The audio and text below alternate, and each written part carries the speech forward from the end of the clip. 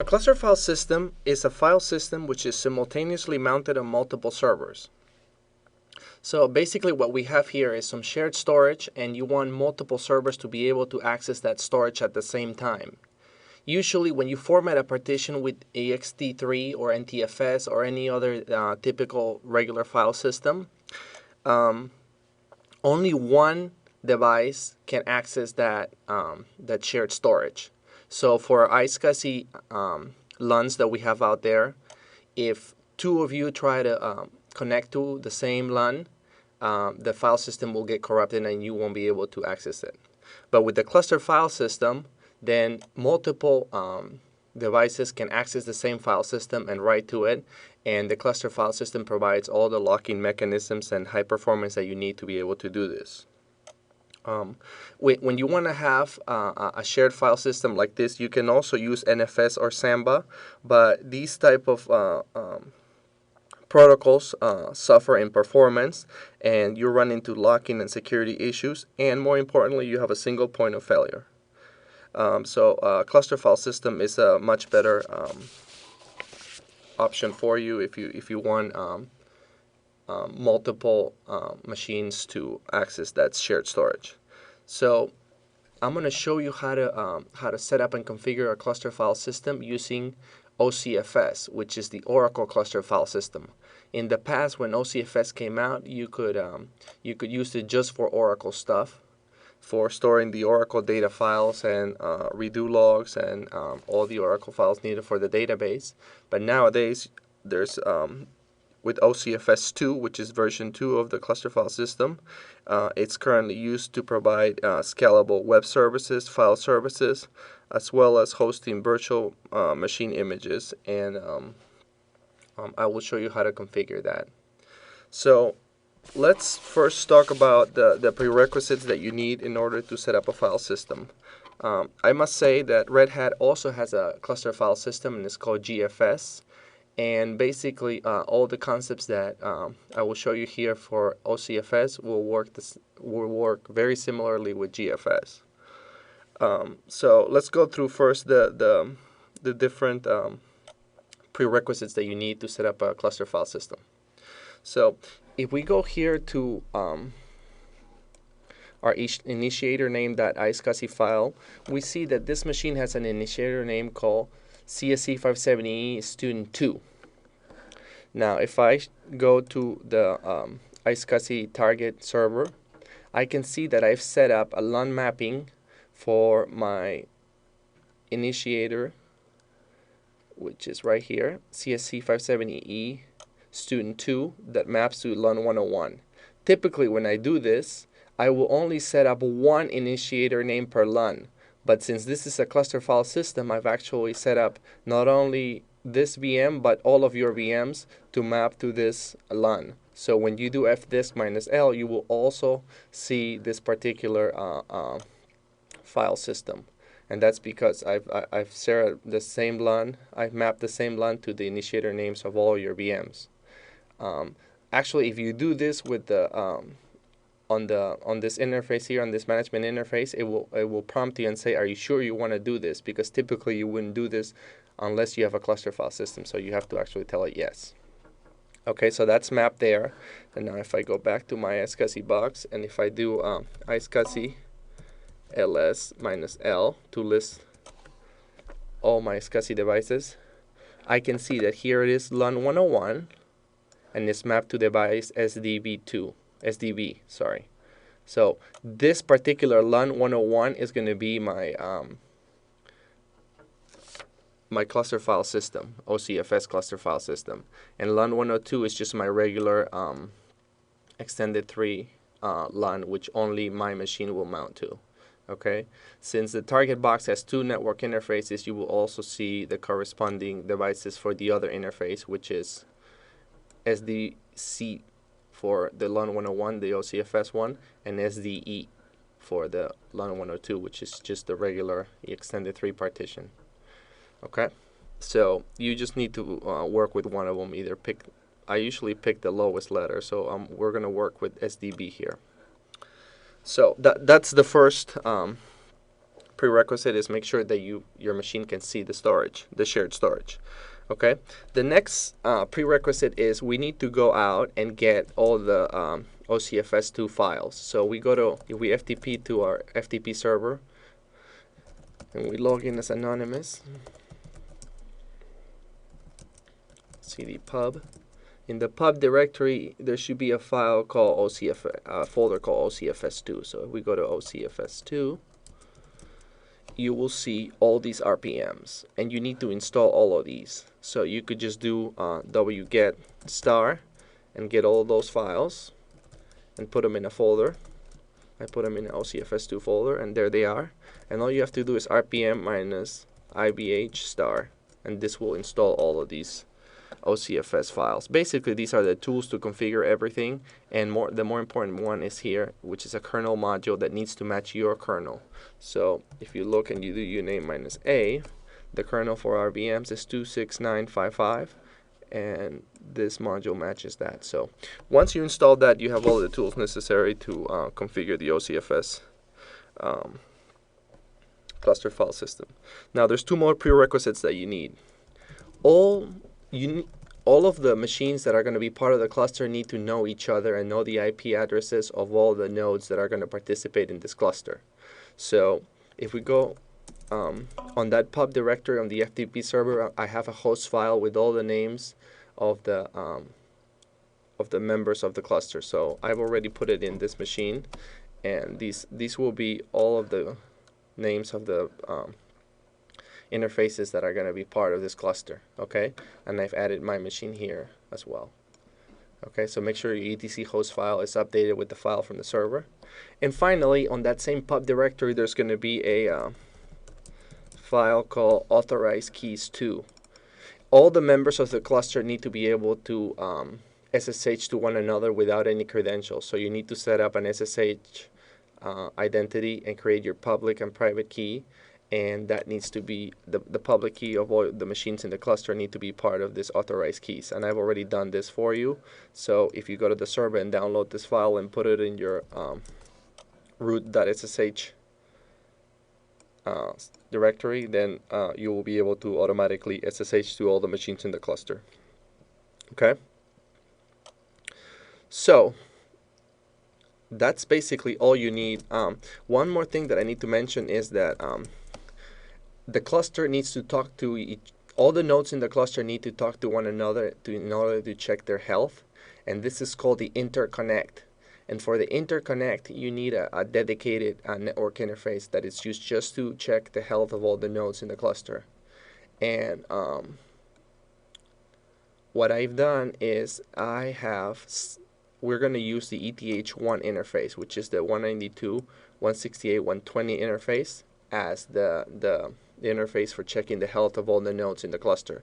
So if you look at the etc host file, all these machines' IP addresses are on the 120. Okay, so ETH1 will be the network for the interconnect.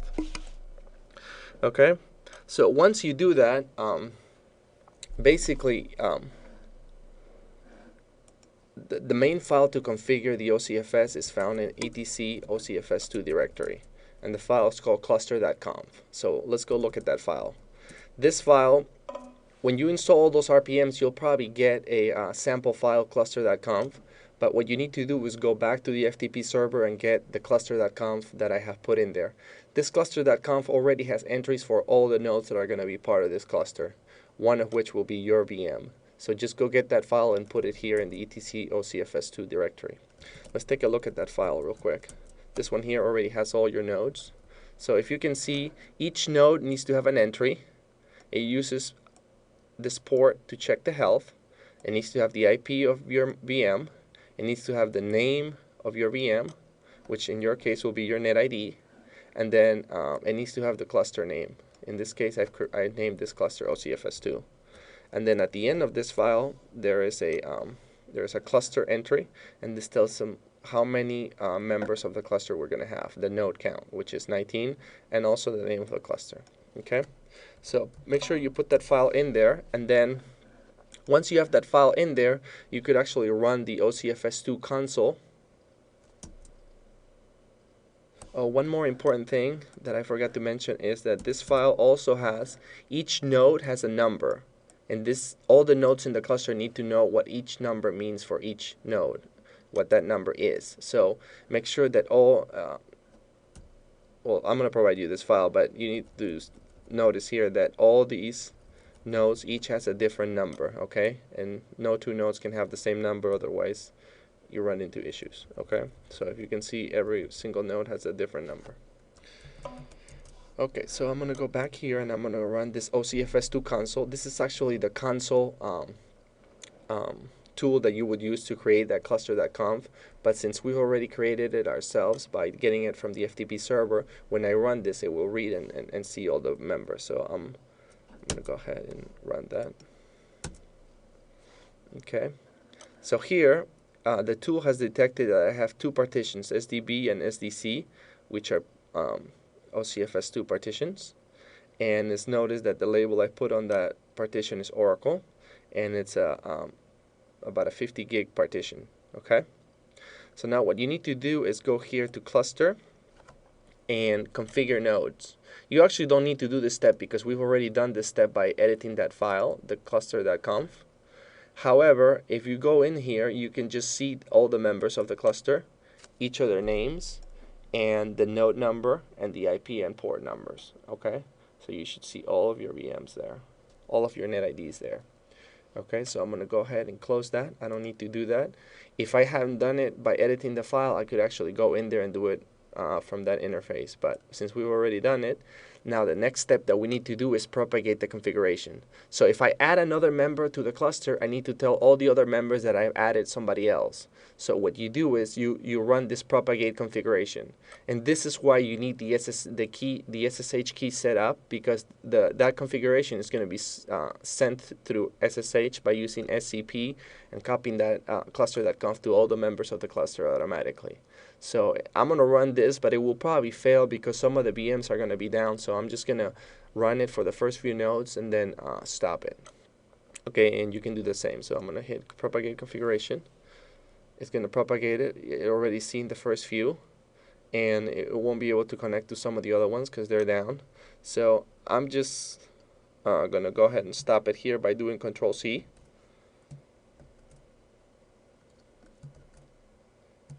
So just keep writing Control-C.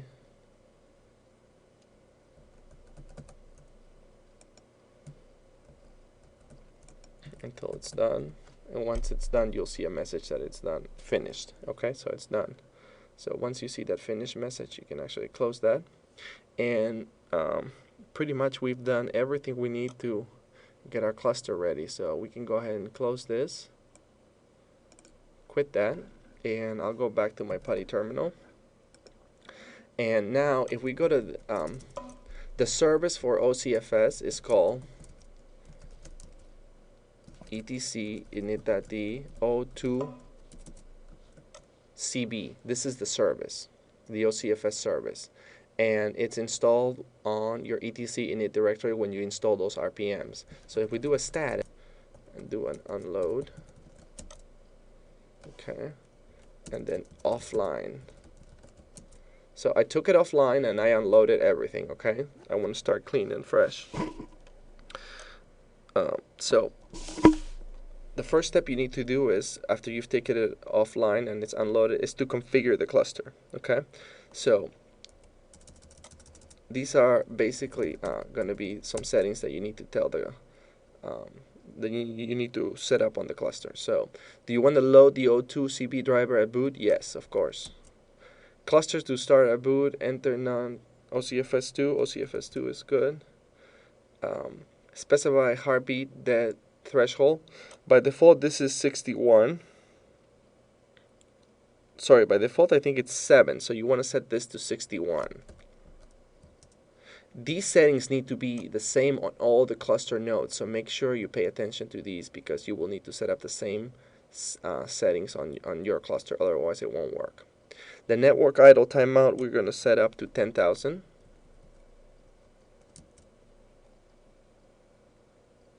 The network keep alive delay, we're going to set up to 5,000. And the network reconnect delay, we're going to set up to 2000. Okay? Good. So we've set up these settings. Once again, make sure that when you run this O2CB configure command, to make sure that you set up these settings here for heartbeat and network timeouts to be the same. Okay? 61, 10,000, 5,000, and 2,000. And the cluster you want to start at boot time is called ocfs2. Okay? So now, and once again, I get not active. Okay, I think actually the not active is okay, and it won't be active until you mount the file system. That's correct. So what I need to do next is mount the file system. Okay, so it's loaded and ready to go. I just need to mount that file system. So what I'm going to do is show you my fstab file. And in the fstab file, once again, I have this SDB1 partition. Okay, remember when we did the iSCSI ls minus L, the LUN 101 mapped to SDB. So on the fstab, I'm going to tell it that SDB is my partition. I'm going to mount that into mount iSCSI. It's an OCFS partition.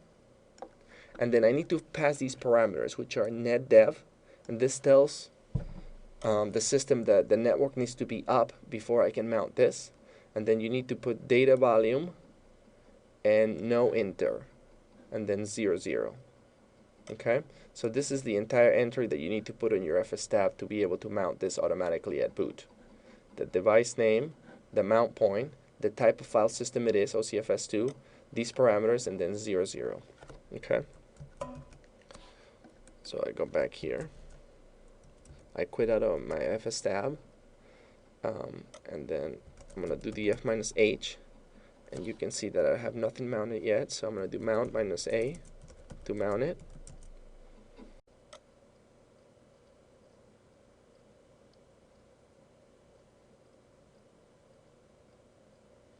Okay, and if I do the f-h, I can see that it's mounted correctly. Okay, so now if I go to my mount iSCSI, I can see that I have a file here. I have a file system. I have a MySQL directory. I have a Red Hat directory. I have a test1 directory, a test1 file. Now I'm on instructor 1. I can SSH to instructor, which is another VM, and also go to mount iSCSI, and there are the same files. Now I can go to another node, SSH cluster, which is another VM, and go to cd mount, and go to iSCSI, and see that my files are there. Okay, so I have 3 nodes accessing the same partition, and they can all write to the same file. So vi test.txt,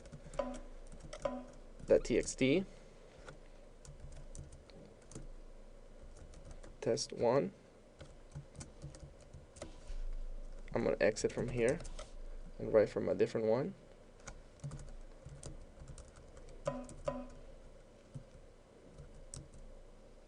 Test1, test2. Okay, so the 2 nodes just wrote to the same file. So now the next thing that I want you to do is, usually, why do you set up a cluster file system? The reason you set up this is for high availability and also to load balance certain services that need to access the same storage. The best case scenario is a database. And Oracle, the ocfs2, the Oracle cluster file system, is best used for databases and to run the Oracle database in order to keep all the Oracle files, the control logs, the control files, the redo logs, and the database data files in the same directory, and then have multiple Oracle nodes with CPU, memory, and those type of resources, and be able to access the same database, which is actually the actual files. So in our case, we won't set up an Oracle instance on each of your machines, but instead what we're going to do that is we're going to just simulate that using MySQL. So the next step is to go to the MySQL. By default, we're going to stop MySQL service. You already should have it started on your VM, so we're going to stop it. Okay, and then by default, MySQL saves its data files in varlib MySQL. So what I want you to do is go to varlib directory and move the MySQL directory to MySQL1. Okay? And then do a link, ln-s, and link the mount iSCSI MySQL directory, which is actually on the shared storage, and link that to varlib MySQL. Okay, so I want you to run this link command. So basically, we're tricking MySQL and telling it to look at the files in the shared storage directory instead of its local files. Okay. Then the next thing you have to do is edit your MySQL config file, which is the etc my.cnf, and tell it for the MySQLD, the MySQL server, MySQL save, and MySQL client. In each of these entries, put a file that says socket equals varlib MySQL, and then put MySQL dot and the name of your machine, which is your netid, that's sock. And that entry needs to be in each of these 4. Okay, so you can see I got 4 entries. Basically, so that each of you have a different socket file and you don't overwrite your socket files, otherwise it won't start. Okay, once you put that in there, then you want to start MySQL. Those are the 2 settings that you set. Then you change the location of the MySQL files, and then you tell it to use a different socket name, and then you start MySQL. And then let's try MySQL minus u root minus p. The password is student, and use sales, which we've already created, and select star from customer. And there you should see 3 entries. Now all of you should be able to do this from your VMs and see the same shared MySQL. Now don't try to write anything to the SQL, to the MySQL database, or create any files or anything, because this particular installation of MySQL is not really meant to be used this way. I'm just trying to prove the point of using the cluster file system to be able to share common files of one single database. But if you wanted to do this with MySQL, MySQL actually has a different way of doing this, and the way it does it is by having these master nodes that replicate the changes to all the other nodes, and it doesn't really use a shared storage medium like we're doing here. But I'm doing this just to show you how you would do this for Oracle if you wanted to set up a high-end Oracle rack, a real application cluster. Okay, so that's it.